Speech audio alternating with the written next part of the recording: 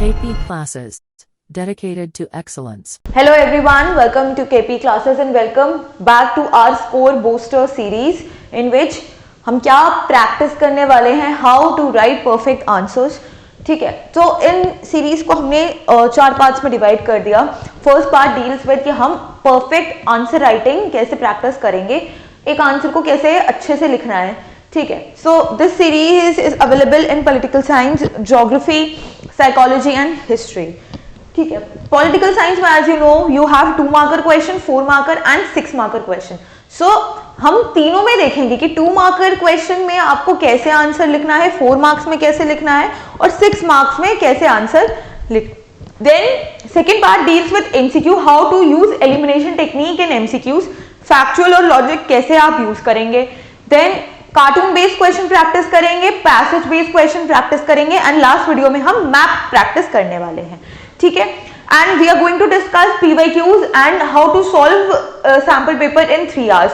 3 घंटे में आप अपना पूरा पेपर कैसे सॉल्व कर सकते हैं, टाइम मैनेजमेंट इजीली कैसे कर सकते हैं. ठीक है, so this video deals with 2 marker question. So 2 marker के लिए फॉर्मेट क्या है.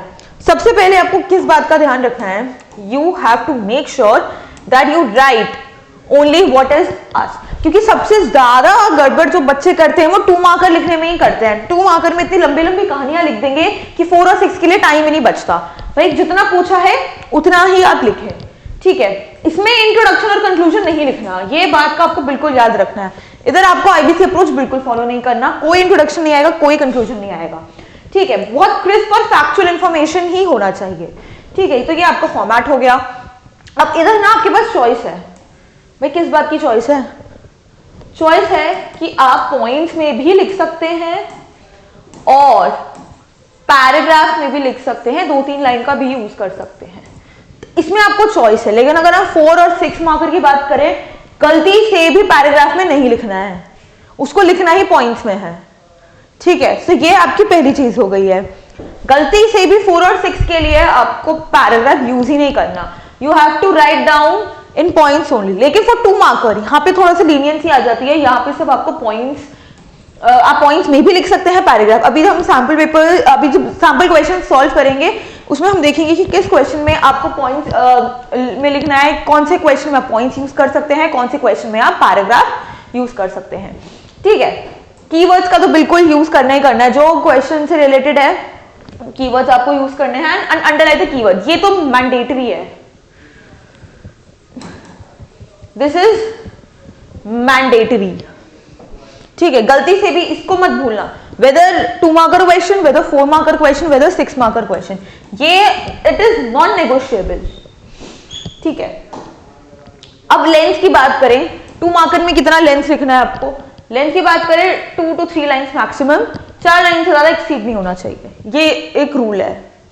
गलती से भी 4 लाइन से ज्यादा मत लिख देना, क्योंकि लिखोगे भाई एग्जामिनर मार्क्स काट सकता है. भाई इतनी लंबी लेंथ की जरूरत ही नहीं है. एक पेज लिख रहे हो 2 मार्कर के लिए, एक तो टाइम मैनेजमेंट में प्रॉब्लम हो जाएगा, ऊपर से एग्जामिनर भी पिस ऑफ हो सकता है. ठीक है, तो इन दोनों बातों का याद रखना है. क्या नहीं करना 2 मार्क्स में, लंबे एक्सप्लेनेशन नहीं देने, ये हम डिस्कस कर चुके हैं. एग्जाम्पल्स भी नहीं देने. अगर पूछा है, अगर क्वेश्चन में पूछा है कि गिव एग्जाम्पल्स, तो ही आप एग्जाम्पल्स मेंशन करें. इंट्रोडक्शन और कंक्लूजन भी नहीं लिखना और कहानियां तो बिल्कुल ही नहीं लिखनी. लंबी लंबी कहानियां लिखनी है, लिख रहे हो. ठीक है, तो ये बातों का आपको ध्यान रखना है. चलिए देखेंगे क्वेश्चंस के थ्रू हम देखते हैं that how you can write perfect 2 marker question. ठीक है, ये जितने भी क्वेश्चंस हैं मोस्ट आस्क्ड क्वेश्चंस हैं from sample papers and previous year question. ठीक है, सो ये आपकी प्रायोरिटी होना चाहिए. एग्जाम देने से पहले ये 2 मार्कर्स आप रिवाइज करके जाएं और मेरी मानिए तो आप इनके सैंपल आंसर्स बना के रेडी रखिए. सैंपल आंसर्स बना के रेडी रखेंगे तो आपको रिवाइज करने में भी इजी होगा. जैसे ये कुछ क्वेश्चंस अभी हम डिस्कस करने वाले हैं, सारे आपके पीवाईक्यूज हैं और मोस्ट रिपीटेड क्वेश्चंस हैं. सबसे ज्यादा ये रिपीटेड हुआ है पिछले 10 सालों में. ठीक है, तो आप इनके सैंपल आंसर्स बना के रखिए कि अगर ये क्वेश्चन आता है एग्जाम में, I can vouch on that इनमें से 2-4 क्वेश्चन तो आने ही आने हैं. तो ये जो क्वेश्चन आते हैं ना, इनके आंसर्स आपको टिप्स पे याद होने चाहिए कि अगर ये क्वेश्चन आता है you can easily crack it. Fine, जैसे फर्स्ट क्वेश्चन है what is meant bye shock therapy. Most asked question, सबसे ज्यादा क्वेश्चन ये पूछा गया है ठीक है, कौन से चैप्टर में से है? एंड ऑफ बाइपोलैरिटी वाले चैप्टर में से है। ठीक है, तो जब इसका आंसर लिखेंगे, सिंपल आंसर लिखना है। अब आपके पास चॉइस है कि इसमें आप पैराग्राफ में लिखेंगे या पॉइंट्स में लिखेंगे। भाई जब डेफिनेशन पूछा है, टर्म के बारे में पूछा है, तो इसमें पॉइंट्स नहीं आएंगे, तो आपको पैराग्राफ में लिखना है। सिंपल आंसर है, it was a painful transition process. NCERT definition ही लिखिए, अपने कुछ इफ्स एंड बट्स इसमें बिल्कुल मत डालिए आप। Painful transition process from authoritative, एक ट्रांजिशन था। ट्रांजिशन किसमें हुआ? From an authoritarian socialist system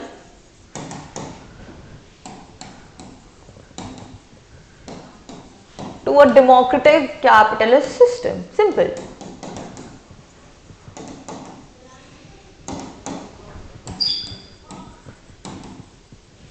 बस ठीक है, 3 लाइनों में हमने इसको खत्म भी कर दिया।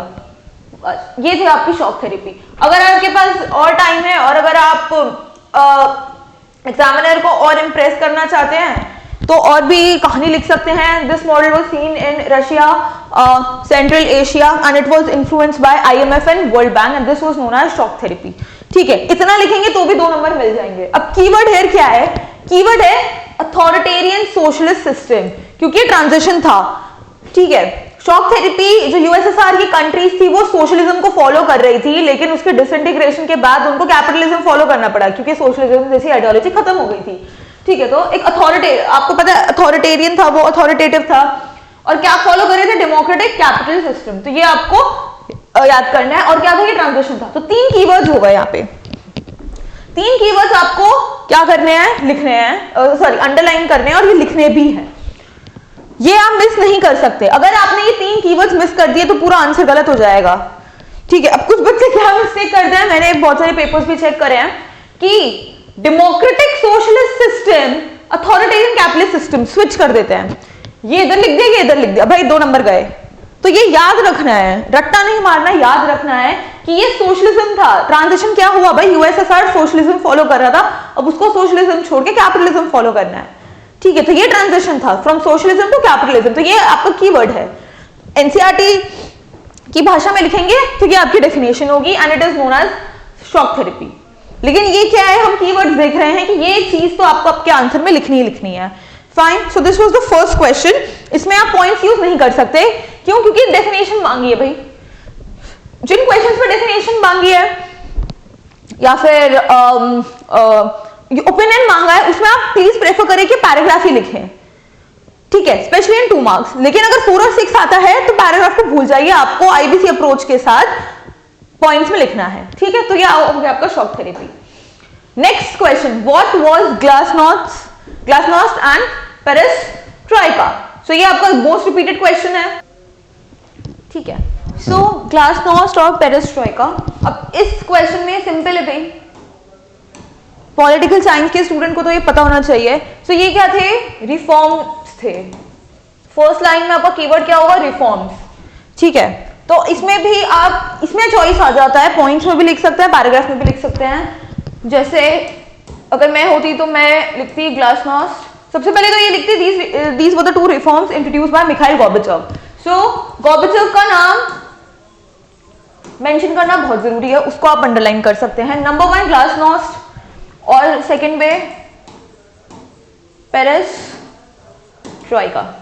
ठीक है, ये था आपका इकोनॉमिक रीस्ट्रक्चरिंग, इकोनॉमिक रिफॉर्म्स लेकर आना, और ये था आपका पॉलिटिकल रीस्ट्रक्चरिंग। अब जिसको याद नहीं आ रहा ना वो PP से आ सकते हैं। PP मतलब पॉलिटिकल, तो पेरेस्ट्रोइका पॉलिटिकल हो गया, ग्लासनोस्ट क्या हो गया? इकोनॉमिक। तो PP हो गया इकोनॉमिक और पॉलिटिकल ट्रांजिशन चाहिए था, पॉलिटिकल में डेमोक्रेसी लानी थी।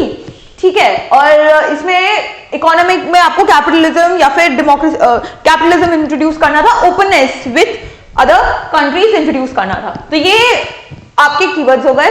कीवर्ड्स में आपको पेरेस्ट्रोइका, ग्लासनोस्ट, पॉलिटिकल और इकोनॉमिक। इकोनॉमिक और पॉलिटिकल अंडरलाइन करना है, गोर्बाचोव का नाम मेंशन करना है।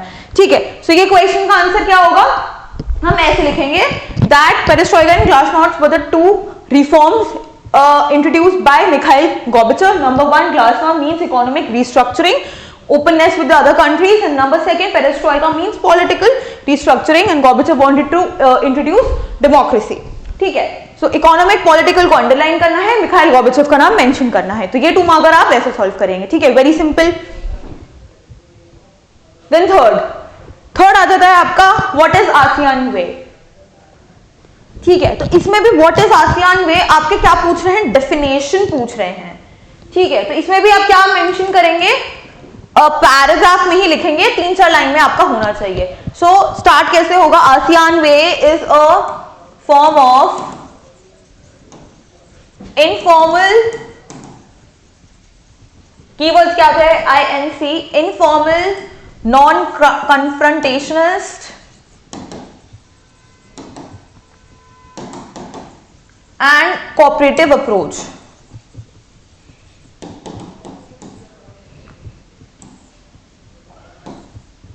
Cooperative approach. Fine. Followed by ASEAN members. Simple है. ठीक है, तो इधर आपको कीवर्ड पूरी रटी रटाई डेफिनेशन नहीं लिखनी है. इनफॉर्मल को अंडरलाइन करना है, नॉन कन्फ्रंटेशनिस्ट को और कोऑपरेटिव को. ठीक है, अगर मर्जी है आप INC का ऐसे फ्लो चार्ट भी बना सकते हैं, इसमें से भी 3 वर्ड्स लिखने हैं, दैट्स इट. तो इधर आपको keyword informal, non confrontational and cooperative, इसको अंडरलाइन करना है, इन कीवर्ड्स को याद करना है. अगेन इसको हम पॉइंट्स में ना लिखकर हम इसको पैराग्राफ में लिखना प्रेफर करेंगे, क्योंकि डेफिनेशन पूछ रहा है कि what is ASEAN way. Fine. Next आ जाता है आपका what do you understand by, what is meant by multipolarity, या फिर एक क्वेश्चन ऐसे भी पूछ सकते हैं, explain the term multipolar world. ठीक है, यूनिपोलर का नाम सुना है, बायपोलर का नाम सुना है, भाई ये मल्टीपोलैरिटी क्या है, तो ये भी आपका 2-4 बार क्वेश्चन पूछा गया है. ठीक है, तो इसमें भी आप डेफिनेशन पूछ रहे हैं, तो आपको डेफिनेशन ही लिखेंगे एंड पॉइंट्स में लिखेंगे जी नहीं, इसको भी हम पैराग्राफ में लिखने वाले हैं. सो आप लिख सकते हैं multipolarity refers to an international system, एक ऐसा इंटरनेशनल सिस्टम जहां पे क्या है, मल्टीपल पावर्स हैं.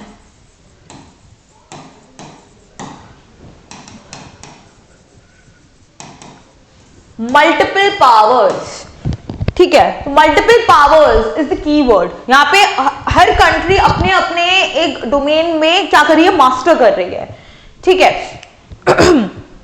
उसके पास, हर कंट्री के पास एक अपना चार्म है, एक अपना बेनिफिट है, जिसकी वजह से दूसरे कंट्री क्या कर सकते हैं, they can corporate. For example middle eastern countries की बात करें, उनके पास क्या है, ऑयल की रिसोर्सेज इतनी ज्यादा है. इंडिया की बात करें, इंडिया के पास स्पाइसेस जो यूरोपियन क्विजीन में बहुत अच्छी तरह से यूज होते हैं, जैक फ्रूट है, ठीक है, टी है, शुगर केन है, ये सारी चीजें क्या इंडिया के पास हैं. फाइन. तो हर कंट्री के पास एक अपना यूएसपी है एंड वो उस यूएसपी की वजह से क्या कर रही है, रूल कर रही है. तो यहाँ पे एक स्टेट है नहीं, 2 स्टेट है नहीं, 3 स्टेट है नहीं, हर कंट्री के पास मेजर पावर है. ठीक है, जरूरी नहीं कि मेरे पास जो पावर है वो यूएसए के पास भी हो, यूएसए के पास पावर है तो मेरे पास भी हो, नहीं, अलग अलग पावर भी हो सकती है, सेम पावर भी हो सकती है, थोड़ा ऊपर नीचे भी हो सकती है.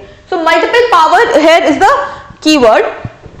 ठीक है, एंड यहाँ पे क्या है, कोई सिंगल स्टेट नहीं है, there is no single state, no single power that can dominate. And इसका फायदा क्या है, इट इंक्रीज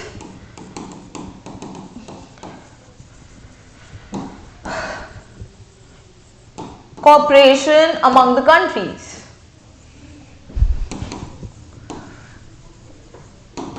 ठीक है, थोड़ा सा लॉजिक लगाएंगे तो आप इसको 3-4 लाइन में लिख सकते हैं, लेकिन कीवर्ड क्या करना है, सिंगल पावर नहीं है, 2 पावर भी नहीं है, मल्टीपल पावर्स है. ठीक है, वो एनहांस करती है, इंक्रीजेस की जगह एनहांस ना वोकैबुलरी वर्ड भी यूज कर सकते हैं इंप्रेस करने के लिए. ठीक है, सो ये 2 कीवर्ड्स आपको इस क्वेश्चन में लिखने हैं और अंडरलाइन भी करने हैं. फाइन. चलिए नेक्स्ट क्वेश्चन देखते हैं. Explain any 2 common features relevant to the countries of South Asia. लो जी, टू कॉमन फीचर्स। अब इसमें हम क्या करेंगे, इसमें पैराग्राफ में लिखेंगे, जहां पे ऐसा ये 1 आ जाता है, 2 आ जाता है, 3 आ जाता है, 4 आ जाता है, इसको आपको पॉइंट्स में ही लिखना है भाई, ठीक है। अब इसमें इंट्रोडक्शन लिख भी सकते हैं डायरेक्टली 1 या फिर 2 से स्टार्ट भी कर सकते हैं, ठीक है, ये आपकी मर्जी है, लेकिन मैं इसमें प्रेफर करूंगी इंट्रोडक्शन लिखना जरूरी नहीं है, लेकिन जब ऐसे क्वेश्चन आ गए सिर्फ एक लाइन लिखिए, two common features are, that's it, ये पूरा कहानी लिखने की जरूरत नहीं है। तो टू, ये इंट्रोडक्शन नहीं होगा, ये सिर्फ एक ओपनिंग लाइन है, फीचर्स आर, दैट्स इट, ये कहानी भी लिखने की जरूरत नहीं है, relevant to the countries of South Asia, नहीं, नॉट दैट इंपॉर्टेंट, सिर्फ ऐसे लिखिए, फिर लगाइए नंबर 1 एंड नंबर 2। तो ऐसे क्वेश्चंस में आपको सिर्फ एक ओपनिंग लाइन लिखनी है, फाइन फाइन। सो सबसे पहला कॉमन फीचर क्या आ जाता है कि in spite of so many challenges all countries are democratic in nature. सारी कंट्रीज जो साउथ एशिया का पार्ट है वो क्या फॉलो कर रही हैं, अब डेमोक्रेसी कर रही हैं, but countries like Bangladesh, Sri Lanka, not Sri Lanka, Pakistan, Nepal, ये सारी कंट्रीज में क्या था, स्टार्टिंग से डेमोक्रेसी नहीं थी, ये डेमोक्रेसी बाद में आई थी, लेकिन अब सारी कंट्रीज में डेमोक्रेटिक कल्चर है, डेमोक्रेसी है। And next is diversity. तो डाइवर्सिटी तो डिस्टिंग्विश कर रहा है, डिफरेंट पर्सपेक्टिव से देख रहा है, बट डाइवर्सिटी के बाद भी दे शेयर सेम जियोपॉलिटिकल स्पेस। सो ये आ जाते हैं कॉमन फीचर्स में। सो ऐसे क्वेश्चंस में आपको क्या करना है, you have to write an appropriate, not introduction but opening line, ठीक है। इससे बहुत अच्छा है, एग्जामिनर पे इंप्रेशन पड़ेगा कि 2 सेकंड लगेंगे, two common features in South Asia are, that is in spite of so many challenges all the countries they follow a democratic system, and second is diversity. Diversity होने के बाद भी same geopolitical space है। सो इसको और इसको क्या करना है, आपको अंडरलाइन करना है। कीवर्ड्स क्या है, democracy and diversity, DD, fine. Next question from international organization, भाई ये फेवरेट क्वेश्चन है, बोर्ड फेवरेट क्वेश्चन है ये CBSE का। This is the most favourite question and most asked question for your board examination in 2 marks, ठीक है। अब इस क्वेश्चन में आपके पास अगेन चॉइस आ सकती है, ये एक ऐसा क्वेश्चन है जिसमें आप रीजंस भी लिख सकते हैं, 1, 2 और पैराग्राफ में भी लिख सकते हैं। व्हाट आई विल प्रेफर, मैं पॉइंट्स में लिखना ही प्रेफर करूंगी, 1, 2 करके ही प्रेफर करूंगी। So we need organization like the UN, number 1। जब UN आया था उसका काम क्या था, to prevent international conflict,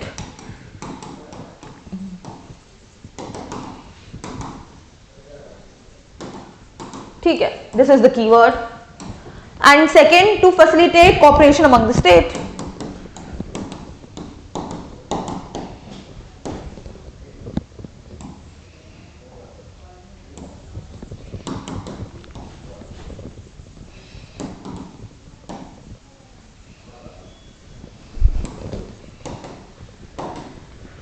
corporation and prevent international conflict. ये आपके क्या है, 2 रीजंस आ जाते हैं why do we need international organization. भाई 2 पॉइंट से ज्यादा नहीं लिखने, ये नहीं कहानियां लिखते जा रहे हो, you need to stop at 2 points, ठीक है। इन क्वेश्चंस के लिए आपको ज्यादा कहानियां लिखने की जरूरत नहीं है, क्रिस्प और डायरेक्ट फैक्चुअल आंसर्स ही लिखने हैं। And this is the favourite question of CBSE, हर दूसरे साल ये क्वेश्चन पूछा जाता है, शॉक थेरेपी, और ये क्वेश्चन तो भाई फेवरेट है, बहुत प्यार है CBSE वालों का, ठीक है।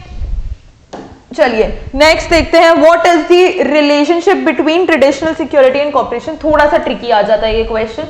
ट्रेडिशनल सिक्योरिटी, सिक्योरिटी वाले चैप्टर में से कभी ट्रेडिशनल की डेफिनेशन पूछ लेते हैं, नॉन ट्रेडिशनल की डेफिनेशन पूछ लेते हैं, कोऑपरेटिव सोसाइटी सिक्योरिटी पूछ लेते हैं, ठीक है। तो ये थोड़ा डिफरेंट क्वेश्चन है, ट्रेडिशनल सिक्योरिटी और कॉर्पोरेशन में क्या डिफरेंस है। तो इसमें हम क्या प्रेफर करेंगे, इसमें हम प्रेफर करेंगे टेबल वेबल बनानी है, भाई बना भी सकते हो अगर आपको लग रहा है कि टाइम है, लेकिन पैराग्राफ में लिखना ही आप प्रेफर करिए। टेबल भी बना सकते हो ट्रेडिशनल सिक्योरिटी कॉर्पोरेशन, लेकिन इसको भी पैराग्राफ में आप लिखना प्रेफर कर सकते हैं। टेबल इस केस में अवॉइड करिए, ठीक है। सो चलिए देखिए इसका आंसर क्या होता है।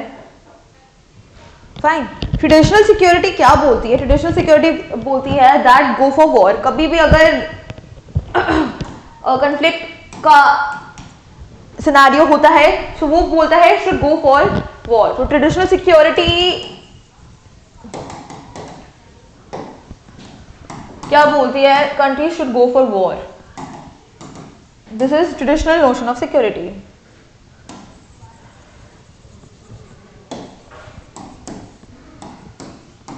Whereas कॉर्पोरेशन क्या बोलता है, rather than going for a war, countries should cooperate and negotiate.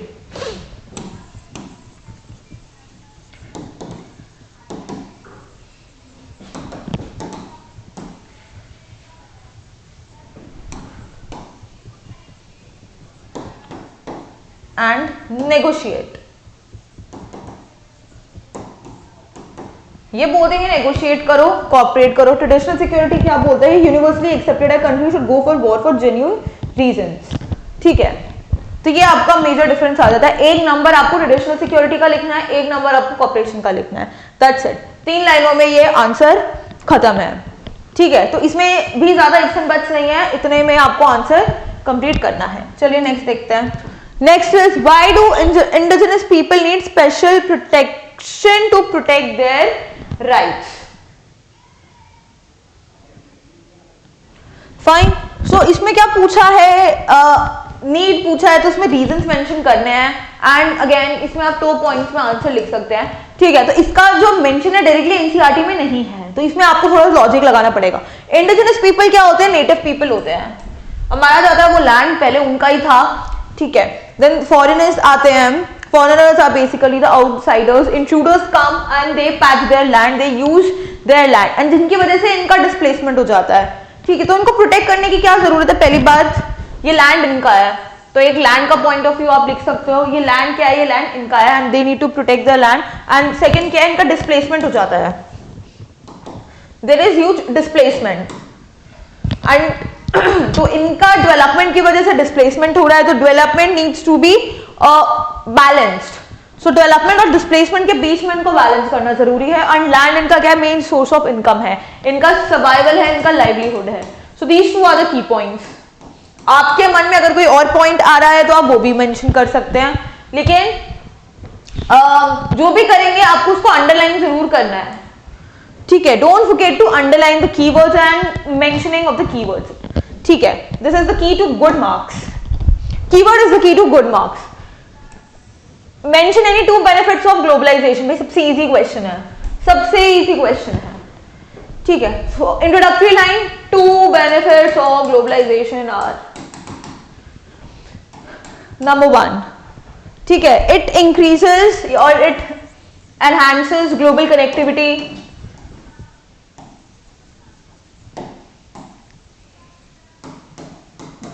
इसमें आप एग्जाम्पल लिख सकते हैं कि यहाँ जो हो रहा है हमें बाहर जो हो रहा है हमें यहाँ पे पता चल जाता है, यहाँ जो हो रहा है बाहर की कंट्रीज को पता चल जाता है। तो इंटरकनेक्टेडनेस है। ठीक है, ठीक है, वर्ल्ड वाइड इंटरकनेक्टेडनेस ये भी लिख सकते हैं।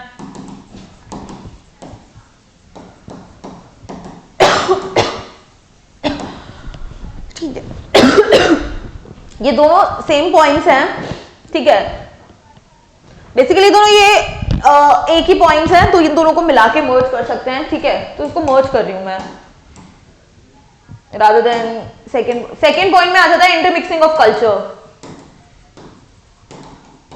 इंटरमिक्सिंग ऑफ वेरियस कल्चर, क्या बोलते हैं इसको, कल्चरल हेट्रोजेनाइजेशन। तो cultural heterogenization is the keyword. Basically ये क्या है, ये एक पॉइंट है और this is the keyword, and intermixing of culture, cultural heterogenization will be the keyword.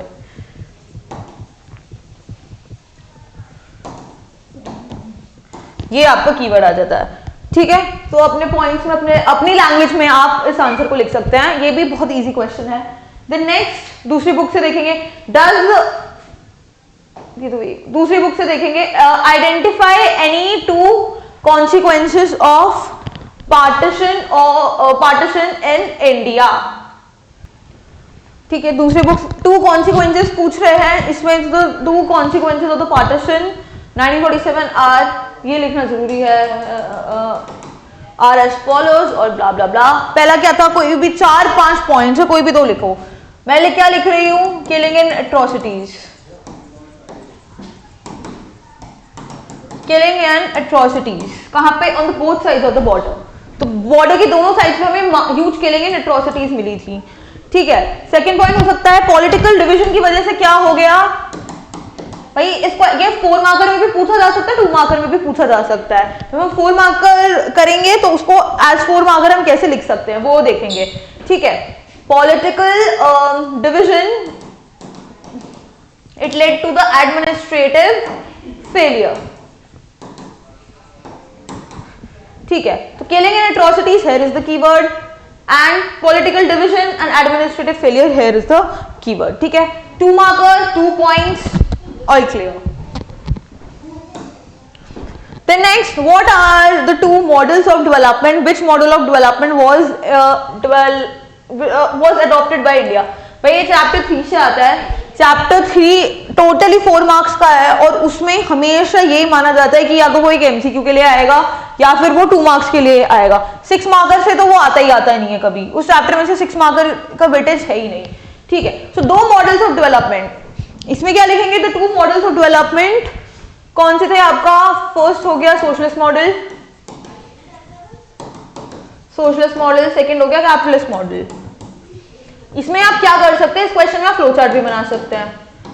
इसको लिख रहे हैं मॉडल्स, पहले ये कर लो एस और सी, ठीक है, सोशलिस्ट और कैपिटलिस्ट। अब इसमें आपको मेंशन करना जरूरी है कि ये मॉडल किसका था, ये यूएसएसआर का था, ठीक है, और ये किसका था, यूएसए का मॉडल था। इंडिया ने कौन सा मॉडल करा? भाई ये भी फेवरेट क्वेश्चन है, this is also the most favourite question of CBSE, ये भी हर दूसरे साल में पूछा जाता है। इंडिया ने करा था socialist model develop by USSR, socialist planning क्या था, क्यों? क्योंकि इंक्लिनेशन यूएसएसआर की तरफ ज्यादा था। इवन नेहरू को लगा कि इंडिया अभी जस्ट इंडिपेंडेंट हुई है तो कैपिटलिज्म फॉलो करना थोड़ा सा ज्यादा हो जाएगा, तो इसलिए आपको रीजंस लिखने हैं। ये दोनों मेंशन करिए, एक रीजन लिखिए and you are sorted for your 2 marks for this question, ठीक है। Then comes mention any 2 reasons due to which Janata Party won the election of 1977। पहली बार ऐसा हुआ था कि नॉन कांग्रेस पार्टी जीती थी, ठीक है, तो ये हुआ था। तो 2 रीजंस हैं, the 2 reasons due to which Janata Party won the election। पहला रीजन एक हो गया आपकी इमरजेंसी के टाइम पे कांग्रेस क्या हो गई, नॉन डेमोक्रेटिक हो गई थी। Congress was non democratic nature of Congress is the keyword, ठीक है। सेकेंड, निग्लेक्शन और you can say public was against Congress, और उसका फायदा ही जनता पार्टी ने, and Janata party got the advantage of it, they gathered the votes and then hence it led to the winning of Janata party in the 1977 election। क्योंकि इसी time पे emergency हुई थी, emergency के टाइम पे public was so against, Gujarat Bihar movements हुए थे तो नॉन कांग्रेस पार्टीज को बेनिफिट मिल गया था, ठीक है। So this is this question and you have to write these 2 points in this question, fine। चलिए नेक्स्ट देखते हैं, last question. mention any 2 effects of the 1989 election. 2 effects बताने हैं इसके। अब उस टाइम पे 5 मेजर डेवलपमेंट्स हुए थे, ठीक है, तो ये 4 मार्कर में भी आ सकता है और 2 मार्कर के हिसाब से देखेंगे तो 4 मार्कर करेंगे उसमें भी डिस्कशन होगा। तो 2 लिखने हैं आपको। पहला हो गया आपका defeat of the Congress, defeat of Congress party, ठीक है, कांग्रेस का मेजर डिफीट हुआ था, ठीक है, and it was the beginning of the trend of coalition. तो दोनों पॉइंट्स को आप कंबाइन करके भी लिख सकते हैं। एंड पॉलिटिकल साइंटिस्ट क्या बोलते हैं, it mark the end of Congress as a single largest party in India. कुछ पॉलिटिकल साइंटिस्ट ये भी कहते हैं, लेकिन इतनी कहानी लिखने की जरूरत नहीं है। डिफीट ऑफ द कांग्रेस लिखना and rise of the coalition लिख देना। सेकेंड आ जाता है आपका, कुछ भी आ सकता है, न्यू इकोनॉमिक रिफॉर्म्स के बारे में लिख सकते हो, ठीक है, लेकिन अगर इमीडिएट इंपैक्ट बोलोगे तो मंडल इशू लिखो, rise of the Mandal issue, ठीक है। Socially and educationally backward classes के बारे में डिस्कशन हुआ था कि उनको हम कैसे अपलिफ्ट कर सकते हैं, सो ये बहुत ज्यादा इंपॉर्टेंट हो जाता है, ठीक है। सो मंडल इशू हो गया, defeat of the Congress system, ये 2 मेजर इफेक्ट्स थे किसके, 1989 इलेक्शंस के, जिसमें हम 2 मार्क्स में हम लिख सकते हैं, इमीडिएट लिखना है। तो ये ज्यादा आपके लॉजिकल लगते हैं जो आप अपने आंसर में मेंशन कर सकते हैं। सो ये हमने मोस्ट इंपॉर्टेंट 2 मार्कर क्वेश्चंस देखे हैं जो क्या है कॉन्स्टेंटली रिपीट हो रहे हैं एवरी 2 इयर्स में। ठीक है, नेक्स्ट लेक्चर में हम लोग क्या करने वाले हैं 4 और 6 मार्क की सेपरेटली देखेंगे कि 4 मार्कर में क्या लिखना है, 6 मार्कर को कैसे सॉल्व करने हैं। एंड क्वेश्चंस वही होंगे जो रिपीटेडली आ रहे हैं। कौन कौन से टॉपिक्स हैं जिससे हर दूसरे साल में आपके क्वेश्चंस बनते हैं इधर डायरेक्टली और indirectly. So thank you everyone, I will see you in the next lecture. KP classes dedicated to excellence.